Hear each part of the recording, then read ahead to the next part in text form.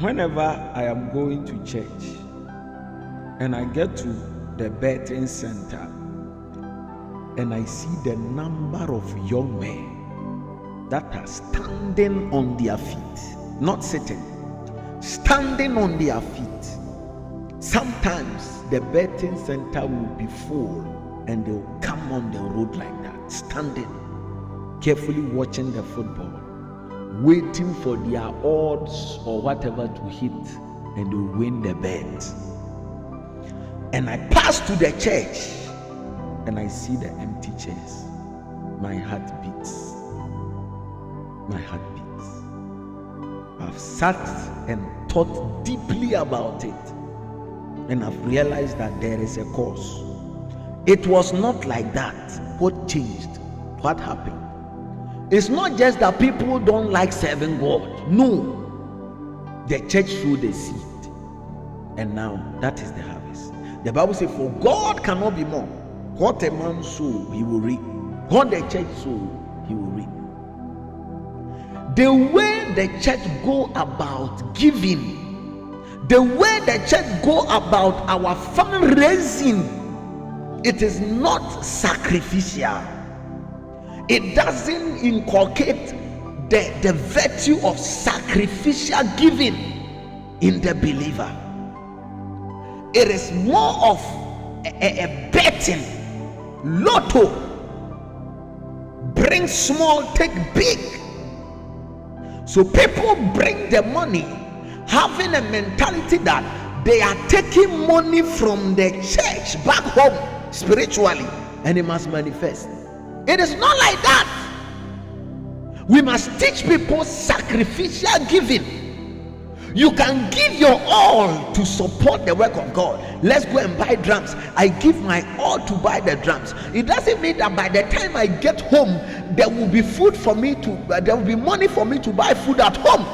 Sometimes that sacrifice, we'll go and buy the drums and come and play. Maybe the whole month I will go hungry, but I must be happy for that sacrifice I made. We keep telling people, you are about to do fundraising. You tell people, hey, the other day I gave all my money into the offering bowl, and when I got home, somebody just called me and gave me 5,000 CD. This is your motivation to the person. Now the person gave all his money. When he got home, even his family members didn't call him. He feels cheated. He feels he has been scammed. That give and take approach, that give and take, we don't teach people to give according to the love of God. Look at 2 Corinthians chapter 8. The Bible says that even in their distress, the time that they were facing trouble, they were begging the apostles that please accept what we have to give. We want to sacrifice unto the Lord. It's not about what we will get from it. It's not give and take. Come and give, you get 24-hour miracle. So after the person give 24 hours, nothing happened. But when he take the bet, at least sometimes he will get 1,000 CDs. He just gave 1 CD. Now he's gotten 500 CDs. And so the bet pays better. If it's about give and take, the bet pays better than the church offering bowl. If it's about give and take. So let's stop the give and take and teach the people sacrificial giving. Even if it is a seed, when you sow a seed, do you reap it today? You don't reap it today. You reap it in another thing. So if the church is going for missions and I gave my money, if I call it a seed, it means that the harvest will be what? The soldier will be won on the field. It's not necessary that money will come back to my pocket. Let's teach the people, money comes from the work you do. Money doesn't come from the pulpit. Money doesn't fall from heaven. You say miracle money, they should lift their phone, they should bring money. They brought money, they lifted their phone. Nothing happened. Nothing happened. But when they stick the bet, something happened. They are ready, they are able to cash out.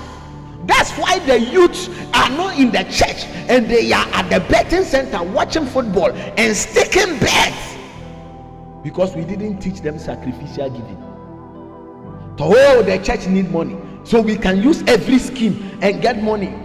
No, you are teaching the people that when there is hardship, they should endure the hardship and not do the wrong thing. But when the church is in hardship, we are not ready to endure the hardship. We will do the schemes and get the money.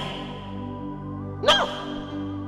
You tell someone that I should bring an amount of offering and he'll get married by next year. He brought the offering. He didn't get married by next year. Such a lady will go and stake bets.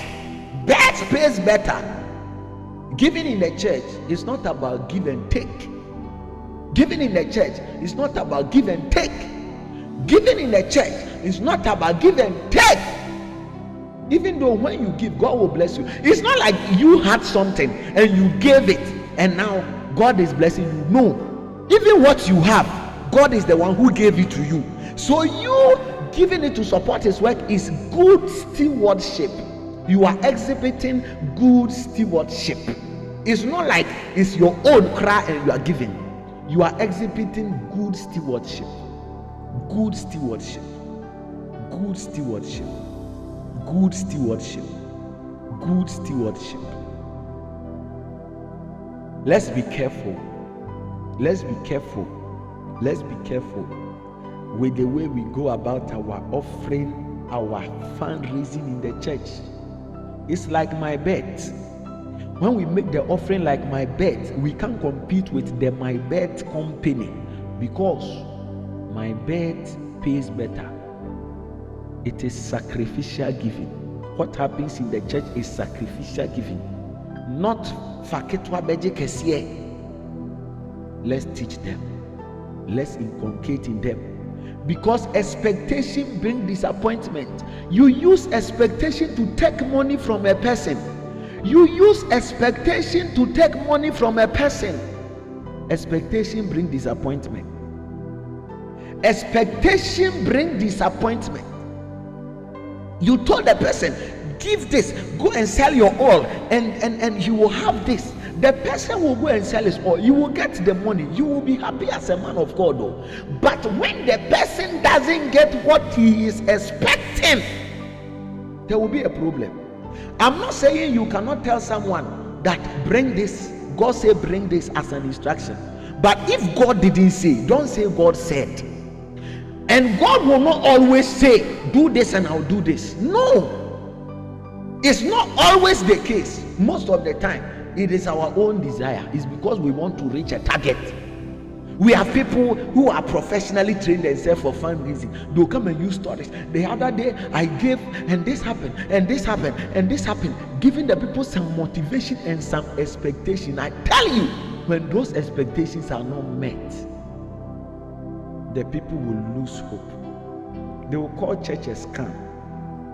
Some people are actually calling the church a scam because they were actually scammed. They were actually scammed. If you tell me that I should give money and I will give birth by next year, and I give the money, I must give birth by next year. If I don't, you have scammed me. If you say I should give money and by next year I will go abroad, and I give the money in the church, by next year I must go abroad. If I don't, it is a scam. If you say I should give money and I will buy a car, or someone will give me a car, I give the money, someone doesn't give me a car, I have been scammed. So when the people say church is a scam, sometimes they have really been scammed. It's not like the church is a scam, but some people have missed their way. And it's all over the place. It's all over the place. We will talk because the old men, they are going. We the young people, we shouldn't inherit something that we cannot defend. How will we defend it? How will we defend? A whole lot of people have faced problems. A whole lot of people have grievances, and they are right. We can't just brush it under the carpet. They are right. We need to talk about it. We need to correct it. We need to set the record straight that it was wrong. It is wrong. We must stop. We teach sacrificial giving, not transactional giving. The church must teach sacrificial giving and not transactional giving. The church must teach sacrificial giving. giving as stewards of what God has given us, and not transaction as if we have something and we are giving it to God so that He will bless us. But we must recognize that what we have is already belong to God, and we are good stewards, directing it where He wants it to go so that He will bless us more through the work we do.